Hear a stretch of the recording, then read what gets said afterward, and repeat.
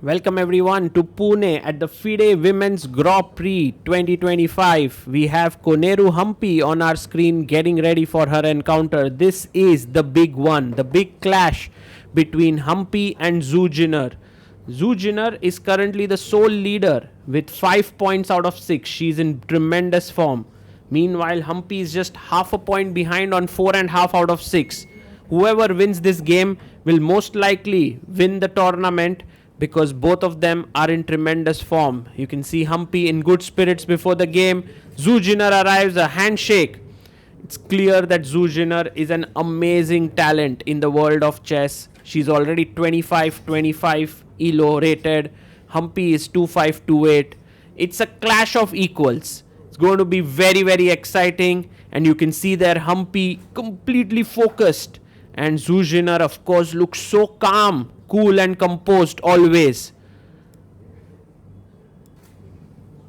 The FIDE Women's Grand Prix is a series of 6 events that happen, different legs, to choose 2 top players to qualify to the FIDE candidates. And there we see the press officer Michael Rahal. And the person who's going to make the first move here is none other than father of India's 69th Grandmaster, Harshit Raja, and Mr. Harnish Raja is making the first move there. He plays d4 as instructed by Humpy. And we are ready to rock and roll. A handshake, and Humpy opens the game with d4. Zhu Jiner gets her knight out to f6. Let's see what Humpy chooses here. She likes to play the classical system, so I believe c4 will be her choice. Yes, she plays pawn to c4. And now Zhu Jiner, does she go g6 or e6? She plays her pawn to e6. And Humpy now has to decide whether knight to f3 or knight to c3. These are all the possibilities in the position, in openings, where you can navigate the position to some aggressive line or some positional line. She goes knight to f3, and Zhu Jiner plays the Queen's Indian with pawn to b6. Now the bishop can come to b7, or it can also pop out to a6 to attack the c4 pawn. Humpy plays her pawn to g3. And Zhu Jiner now plays the modern line with bishop a6, attacking the pawn on c4.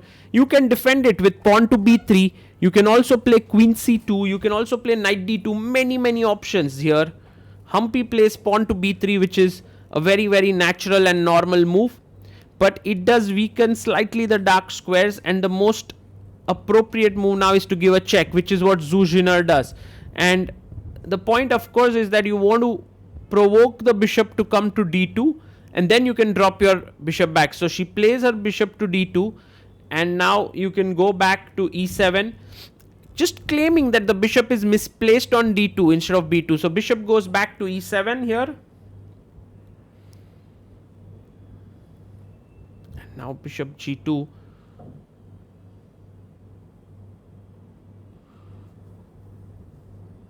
Goes knight to c3. It's an important move here. And yeah, bishop b7 is an option.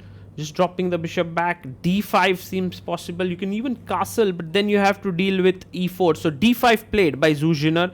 She's putting pressure on the c4 pawn here. Let's see what Humpy plays. She takes the pawn, c d5. Sort of clarifying the situation in the center. This move now establishes the pawn structure. Because of b6, the c6, b7 squares are a bit weak, but the bishop is putting pressure on the e2 point. Bishop g2 on the long diagonal. The knight can jump into e5. And now Zhu Jiner just castles it out as black. And Humpy too will short castle, I believe, here. Yes, she also short castles, presses the clock. Now black has to decide how to place the pieces. One idea is to go knight d7 and c5. The other is bishop b7, knight a6, c5. Rook e8 is another option. Many possibilities here. Zhu Jiner now plays her knight to d7.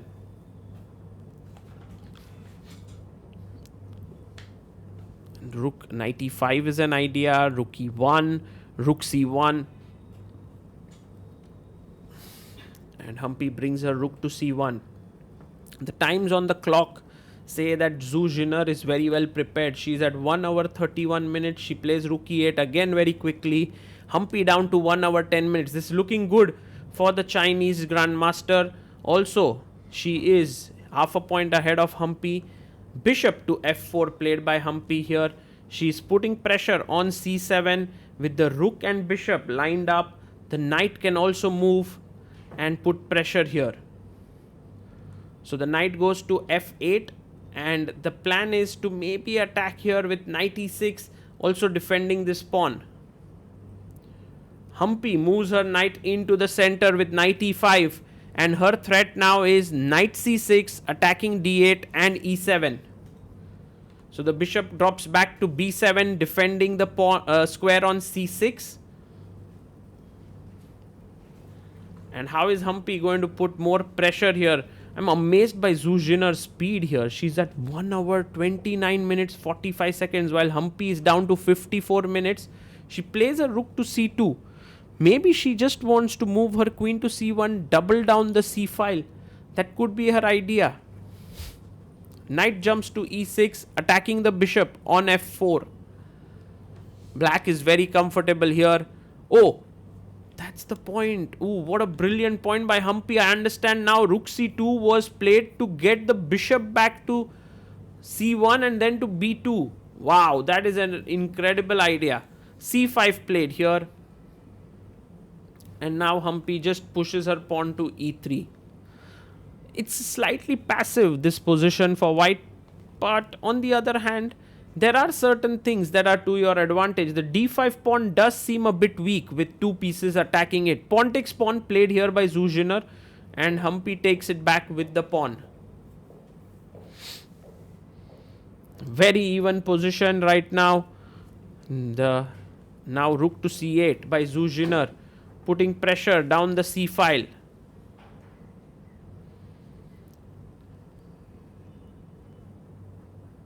Humpy brings her bishop to b2, just improving her position slightly. No hurry here, both players taking their time. We are on move number 18 already.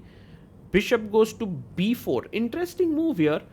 Do you want to really give up your bishop for this knight and then capture the e4 square before your knight? Maybe. Queen comes up to d3, just bringing the queen to a good diagonal where it looks in both directions. Also can double down the c file if needed. Queen comes up to e7. She's stopping the idea of pushing pawn to a3.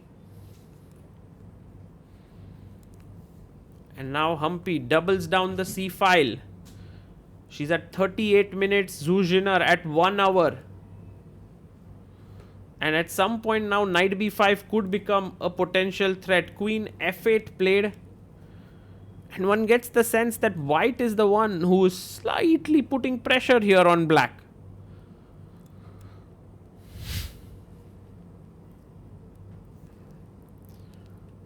Knight to b5 played by Humpy. She's looking at the a7 pawn. She's looking at the c7 square, d6 square maybe. Rook takes rook. You can take back with the queen. You can also take back with the rook. She takes back with the rook now. Do you go a6? I think a6 makes a lot of sense. But maybe then you have knight c7. She goes bishop a6. Pinning here instead of a6. And she's like, now your knight cannot move, Humpy. Humpy decides to defend her knight with pawn to a4. And do you now challenge the rook on the c file?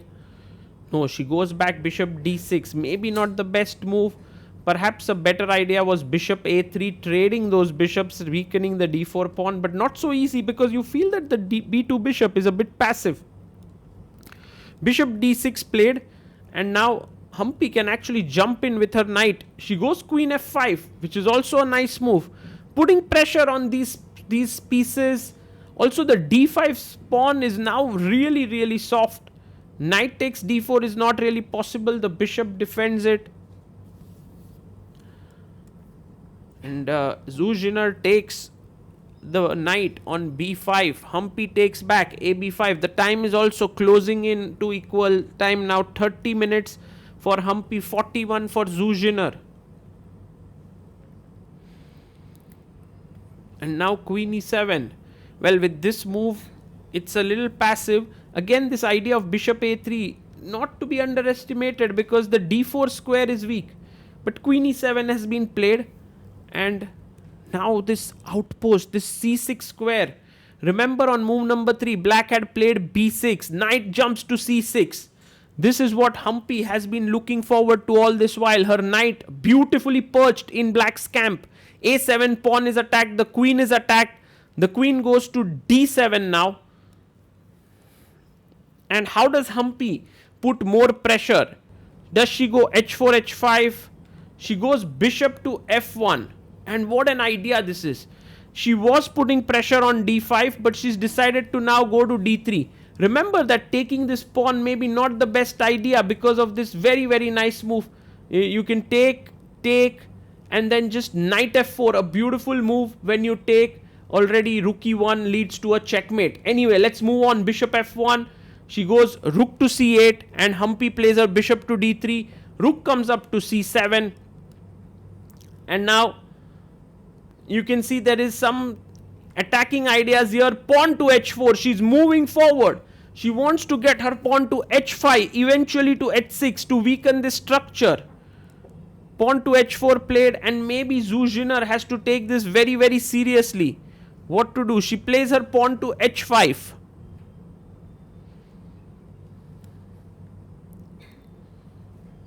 And now Humpy goes knight to e5 back. Maybe not the best move.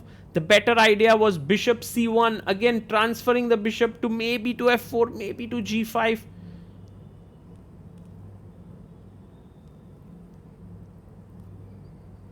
Knight e5 has been played. Attacking the queen, you must take here. Bishop e5 is a must. Bishop e5, d e5, rook c2, bishop c2. That should be equal. She's thinking now. Zhu Jiner takes it. Bishop takes e5. Good move. Humpy takes back. D takes e5. And now rook takes c2. She takes. Zhu Jiner playing this quite well. The position equal. And a draw would mean so much to Zhu Jiner here because she is black here. She's half a point ahead in the tournament. Bishop takes c2. And now just enter in with knight e4. Yes, knight jumps to e4. So it's 2 knights versus 2 bishops and a queen on the board. You want to take this pawn here, but then b5 is hanging. So Humpy first defends this.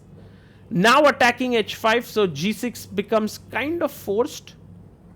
Plays pawn to g6. And now queen f3. Well, even if you win this bishop e4, pawn e4, queen takes e4, it might not be enough for white to win that position. But Zhu Jiner comes back. She goes knight c5. She's telling Humpy that, hey, look, your pawn is under attack. Your bishop is under attack. Humpy goes back, bishop f1. Now defending the pawn here with her queen. Pawn to d4. Zhu Jiner starts to get a bit more ambitious here, but this turns out to be a bad move. A better idea was just to be more passive and go knight e4, but d4 looks really good because you want to go d3, d2, d1, but actually you've opened up some nice diagonals, and the possibility of pushing b4 now means that there is no stable square on e4 for the black knight. So Humpy thinking hard here because she has a few options that she can go for, and she plays the best move, pawn to b4. Okay, knight a4 seems logical, because not only do you attack the bishop, you're also threatening knight c3 at the right moment. Bishop comes back to c1. And imagine if you go bishop h6 and queen f6, this is game over. You know, there's a mate threatened here. Your bishop could come to c4. Queen comes to c7. Attacking here, and also the e5 pawn. Bishop goes to f4. Maybe even better was here, king g7 and a check. Because then if you take, it's already a checkmate. So this was an idea for sure. But she went bishop f4, now king g7. Even possible here was to maybe bring the knight to b2 to get it more active. But king g7 played. And now Humpy can plonk the queen in. Yes, that's a great move. Queen to c6. She's offering a trade. And if you trade here, white is completely winning in this endgame with bishop a6, c7, c8 later. It's completely better. So you can't trade queens. Zhu Jiner keeps the queens on the board with queen d8. And now, how do you make progress? The threat could be knight f4, gf4 and queen h4. She comes back bishop d2. Love this move. Humpy very patient here. Playing with her bishops now with the pawn coming forward. The bishop gets a beautiful square on c4. She gets up because this was the 40th move. She gets extra 30 minutes on the clock. And Zhu Jiner now has to defend this very carefully. Knight to c3. She's giving up a pawn. She tells Humpy that if you take here, pawn takes, queen takes. I'm more than happy in this position as black because my knight is well placed. Your pawns are doubled. But Humpy doesn't take here. Yeah, she wants to win at all costs. She goes bishop c4. Again, a lovely move putting pressure on the e6 pawn, e6 knight here. Zhu Jiner goes knight to b1, attacking the bishop on d2. But now can we simply go bishop c1? It's possible. Just move the bishop away. And you can see how Humpy so calmly thinks, you know. She sits down. She's sitting relaxed way. And bishop c1 found a beautiful move once again. Pushing the pawn forward with d3 does not help because of bishop e6, d6 and check with a winning position here because the bishop is entering with a mating attack. So queen e7 played here by Zhu Jiner, defending the e6 point. And now Humpy brings her king in. Wow! That was a bit unexpected for me. To get the queen into the to get the king into the game.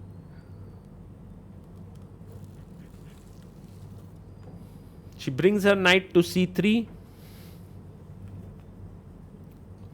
It's not so easy for white to break through here, but I believe Humpy will try to find a way. Bishop d2 played.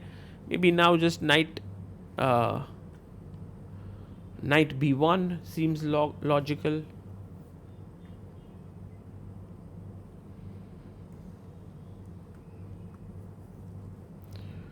Zhu Jiner thinking hard now.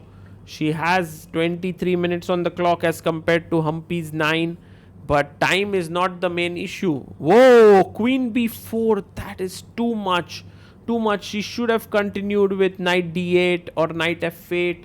But this is just a mistake because now queen takes b4. Bishop e6 is just hanging. And it's over. Actually, the thing is, take. It might seem like there's nothing much if you take here, but I go check. And wherever you go, let's say king h8. The problem is that later on my bishop will join in via h6. So let's say bishop h6. And it's already big problem. I mean, queen b5 check here is hanging. But let's imagine I go with a check. King g7. Queen d7. King h8. Now queen d8. King h7. Queen c7. King h8. And bishop h6, so that there's no check and you don't trade the queens. Some little bit of care needed, but first a check was given here by Zhu Jiner. And maybe just king g2 makes a lot of sense. Yeah, king goes to g2 and you can see Humpy, this getting this fe6 will really give her a big position.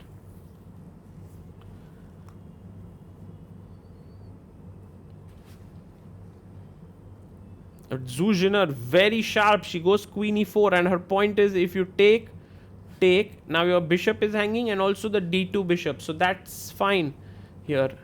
You have to avoid the queen trade. And that's why king h2 played. Just tucking the king away to the side of the board. And queen e2 played here. Now you can see the d2 bishop attacked and also the f2 pawn. But Humpy just doesn't worry. She goes bishop c4, and her point here is if you play queen d2, I just give a check and then pick up this pawn.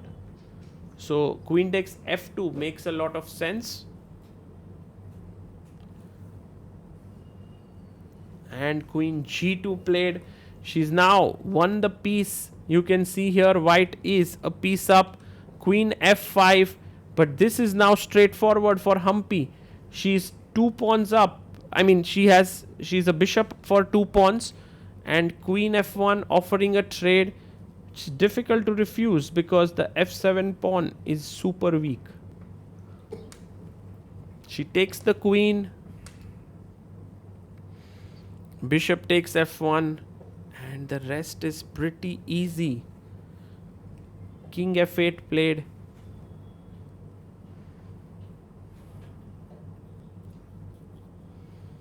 And Humpy brings her bishop to c4. Keeping an eye on the f7 point. And look at Humpy's focus. It's so amazing. Knight e4. Attacking the bishop on d2. And now just bishop f4. She goes bishop b4. It's even more powerful.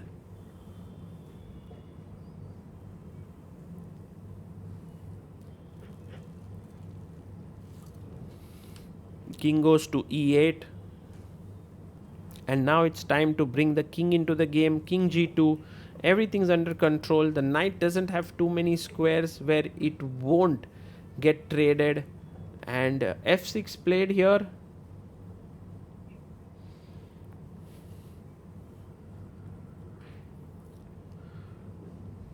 Many moves win in this position, but for Humpy now just king f3 does the trick. She plays king f3.